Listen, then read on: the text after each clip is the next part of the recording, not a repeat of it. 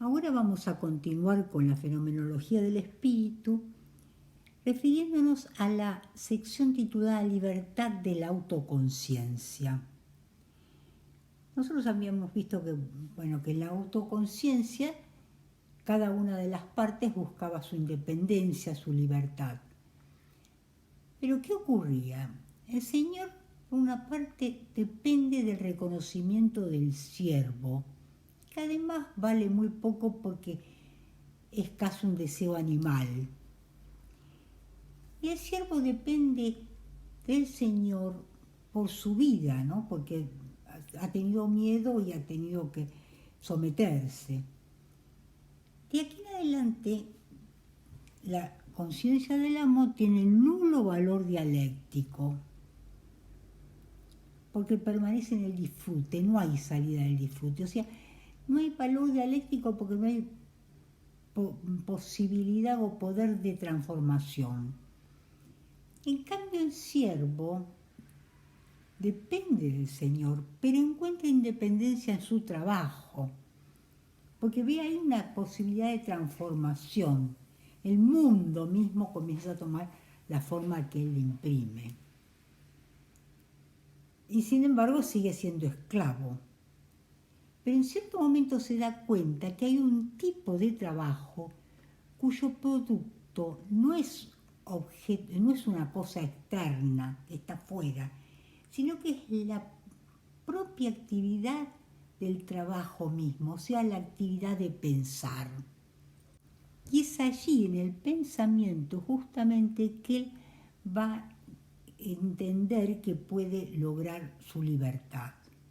Por eso el título de esta sección, que se llama Libertad de la autoconciencia, que comprende tres figuras: el estoicismo, el escepticismo y la conciencia desgraciada. Son tres intenciones de liberarse de las limitaciones y frustraciones que vienen del mundo exterior. Bueno, aquí nosotros ya hemos hablado del estoicismo y del escepticismo, que Hegel denomina filosofías de la libertad, pero que en realidad se conocen como filosofías helenísticas porque pertenecen a la etapa helenística, cuando ya están disueltas o en estado de disolución las ciudades-estado.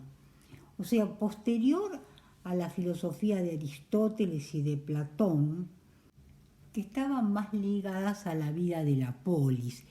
Estas filosofías helenísticas, en cambio, son filosofías más para el individuo, que apuntan a su autorrealización y que están un poco alejadas de toda la vida política y de la vida pública.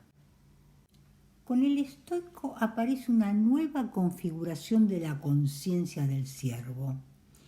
Este, en tanto, ha trabajado y ha obtenido un producto de su trabajo, ve el objeto, pero al principio lo ve como algo ajeno.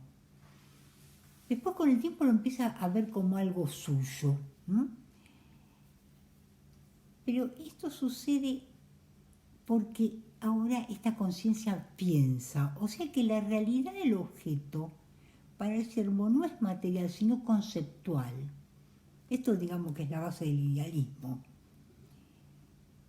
Siente que en el pensamiento todavía no se anima a rebelarse contra el amo. Entonces, siente como que en el pensamiento es libre, porque es en sí mismo y no en el otro. Se queda en su interioridad, en su pensamiento. Sabe que es ella y la cosa, o sea que su creación es parte de sí misma, que el mundo es también ella misma. Pero todavía este saber no está desarrollado. Es todavía abstracto, porque el pensamiento no conoce lo otro. La conciencia estoica queda encerrada en sí misma. Tiene relaciones puramente negativas con la realidad. No alcanza los objetos, solamente alcanza los conceptos de los objetos. es una pura interioridad y así olvida que solo puede realizarse cuando se manifiesta, o sea, cuando actúa. Pareciera como que el estoico se contenta solo con su discurso, pero a través del discurso no se puede realizar, porque el ser verdadero del hombre es la acción, y no obrar es no ser hombre. Precisamente lo que distingue el momento de la autoconciencia del estoicismo es que en aquella las partes buscaban la independencia, negando el objeto, destruyéndolo como en el caso del Señor, o trabajándolo como en el caso del siervo. En ambos casos lo que sí hay es una vinculación, una relación con lo otro, con el otro, con las cosas. En cambio el estoico tratan de entender el mundo mirándolo desde dentro de sí mismo. Hay como un ensimismamiento. Según Hegel, para el estoico, algo es bueno, basta que lo piense como tal. Y parece que les bastara la actividad de la conciencia, o sea, el pensamiento, para ser libre, tanto en el trono como bajo las cadenas, dice Hegel. Lo que prioriza el estoico es encontrar esa paz interior, la armonía con el universo, pensando que ahí adquiere libertad. Pero lo que se produce es un retrotraerse de la existencia, una huida del mundo, como la de la secta. Esta posición ya se encuentra en Platón, pero sin embargo, esas terminan siendo como ideas vacías, como la de vivir en armonía con la naturaleza. Esa libertad, en tanto le falta a la vida, es solo un concepto de libertad, pero no la libertad misma. Esa conciencia es abstracta porque su negación del otro es incompleta. En realidad no conoce al otro porque no ha entrado en relación con el otro. Lo mira desde lejos, desde sí mismo. La negación completa pareciera requerir otro tipo de conciencia, la del escéptico. Entonces entremos ahora a ver qué pasa con el escéptico. Veamos entonces qué ocurre con el escéptico. Este niega todo tipo de absoluto y de esencialidad del objeto. Todo el mundo de los objetos se vuelve de lo no esencial, es negado. Realiza como una especie de guerra de trincheras que todo lo destruye. Y es así como se afirma en su libertad. O sea, en tanto niega el mundo y afirma el valor exclusivo del propio yo. Pero entonces resulta que al afirmar la inesencialidad de todo, de lo negado, que es todo, destruye la base sobre lo que se afirma la propia libertad. Porque él niega lo que ve, lo que oye, pero entonces se niega a sí mismo. Es la misma situación del relativista, que dice que todo es relativo. Pero entonces ahí habría que preguntarle, ¿qué pasa con esa frase? También esa frase de que todo es relativo es relativa. Entonces entra en contradicción.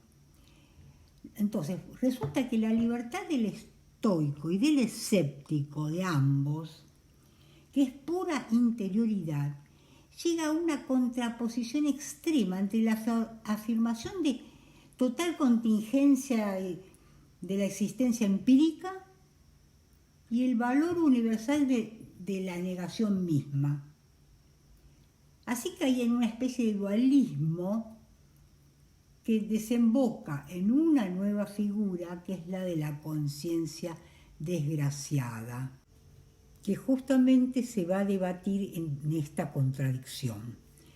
Bueno, recordemos que estoicismo y escepticismo eran filosofías helenísticas, o sea, las que del final de la Edad Antigua, y también permanecieron durante el Imperio Romano.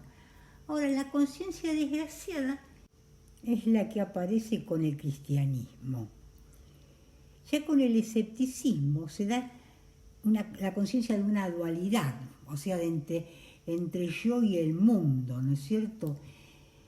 Con el judaísmo, la dualidad absoluta aparece entre el yo y Dios. Se da una separación, un distanciamiento.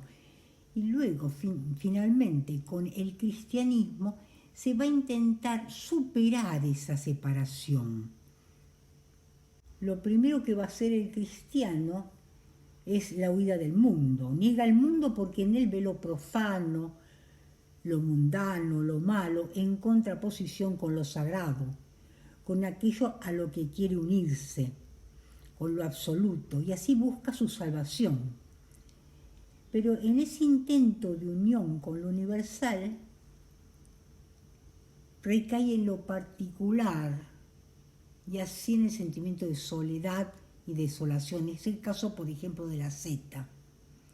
En la seta hay una especie de destrucción de sí mismo, de la conciencia desgraciada. Y cae entonces en un sentimiento de soledad y desolación. O sea que en este intento de elevarse a lo divino, fracasa. ¿Pero por qué fracasa? Porque la conciencia que ha tratado de unirse es la conciencia finita y se queda en ese estado dual, ¿no?, de separación. Acá señala Hegel 3 formas en que se pueden eliminar la distancia a Dios, a lo divino. En el caso del judaísmo, el hombre se encuentra muy alejado, separado de Dios. Hay una pura oposición. En el caso del cristianismo, lo que ocurre es que Jesús se incorporiza, se encarna en un hombre. Entonces se produce una identificación. Y luego está el caso del Espíritu Santo, en el cual Dios es concebido como espíritu, que es una totalidad, pero acá en realidad el tema es absolutamente hegeliano. Cuando hablamos de Espíritu Santo, Hegel toma la idea de Espíritu Santo de la Trinidad, ¿no?, para ponerlo en su sistema, porque él lo que dice que la historia de la humanidad es el desarrollo del espíritu. Pero volvamos entonces ahora a este fracaso de la conciencia desgraciada. ¿Qué pasa? La conciencia desgraciada busca la reconciliación a través de la oración, del trabajo, de la penitencia. Pero no lo resuelve, la conciencia sigue siendo infeliz, desgraciada. Y en la ciencia de la lógica, otra obra de Hegel, él resuelve el tema de la relación entre finito e infinito, hablando de lo que él llama mala infinitud.